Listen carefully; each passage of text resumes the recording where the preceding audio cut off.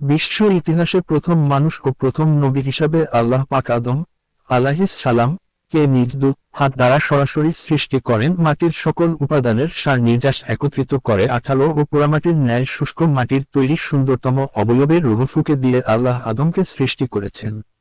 অতঃপর আদমের পাঁজর থেকে তার স্ত্রী হাওয়াকে সৃষ্টি করেন। আর এ কারণে স্ত্রী জাতি স্বভাবগতভাবে পুরুষ জাতির অনুগামী ও পরস্পরের প্রতি আকৃষ্ট। অতঃপর স্বামী স্ত্রীর মাধ্যমে যুগ যুগ ধরে একই নিয়মে মানববংশ বৃদ্ধির ধারা অব্যাহত রয়েছে। কুরআনের বর্ণনা অনুযায়ী প্রথম দিন থেকেই মানুষ পূর্ণ চেতনা ও জ্ঞান সম্পন্ন সভ্য মানুষ হিসাবে যাত্রারম্ভ করেছে এবং আজও সেভাবেই তা অব্যাহত রয়েছে। অতএব গুহামানব, বন্যমানব, আদিম মানব ইত্যাদি বলে অসভ্য যুগ থেকে সভ্য যুগে মানুষের উত্তরণ ঘটেছে বলে কিছু কিছু ঐতিহাসিক যেসব কথা শুনিয়ে থাকেন তা অনেক কল্পনা ব্যতীত কিছুই নয়।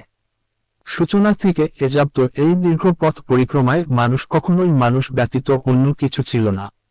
মানুষ বানর বা উল্লুকের উদর্তিত রূপ বলে ঊনবিংশ শতাব্দীতে এসে চার্লস ডারউইন যে বিবর্তনবাদ পেশ করেছেন তা বর্তমানে একটি মৃত মতবাদ মাত্র এবং তা প্রায় সকল বিজ্ঞানী কর্তৃক প্রত্যাখ্যাত হয়েছে।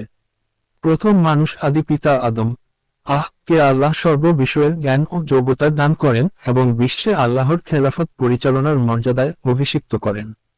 সাথে সাথে সকল সৃষ্ট বস্তুকে করে দেন মানুষের অনুগত। লোকমান সবকিছুর উপরে দেন মানুষের শ্রেষ্ঠত্ব ইশরা। আর সে কারণেই জিন ফিরিশতা সবাইকে মানুষের মর্যাদার প্রতি সম্মান প্রদর্শনের জন্য আদমকে সিজদা করার আদেশ দেন। সবাই সে নির্দেশ মেনে নিয়েছিল, কিন্তু ইবলিস অহংকার বশে সে নির্দেশ অমান্য করায় চিরকালের মতো অভিশপ্ত হয়ে যায়। বাকারা অথচ সে ছিল বড় আলেম ও ইবাদতগুয়ার। সে কারণ জিন জাতির হওয়া সত্ত্বেও সে ফিরিশতাদের সঙ্গে বসবাস করার অনুমতি পেয়েছিল ও তাদের নেতা হয়েছিল। 2. কিন্তু আদমের উচ্চ মর্যাদা দেখে সে ঈর্ষাকাতর হয়ে পড়ে। ফলে অহংকার বশে আদমকে সিজদা না করাই এবং আল্লাহ ভীতি না থাকায় সে আল্লাহর গজবে পতিত হয়। এজন্য জনৈক আরবি কবি বলেন, যদি তাকওয়া বিহীন ইলমের কোন মর্যাদা থাকত তবে ইবলিস আল্লাহর সৃষ্টিকুলের সেরা বলে গণ্য হতো। নিসা মুত্তাফাক আলাইহ, মিশকাত বিবাহ অধ্যায়, নারীদের সাথে সদ্ব্যবহার অনুচ্ছেদ।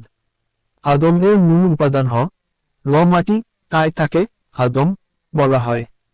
পক্ষান্তরে হাওয়ার মূল লেন আদম, যিনি তখন জীবন্ত ব্যক্তি, তাই তাকে হাওয়া বলা হয়, যা হাই জীবন্ত থেকে উৎপন্ন। কুলতুবি বাকারা আল বিদায়া ওয়ান নিহায়া। ইবনু কাছির আল বিদায়া ওয়ান নিহায়া, বৈরুত দারুল কুতুবিল ইলমিয়া।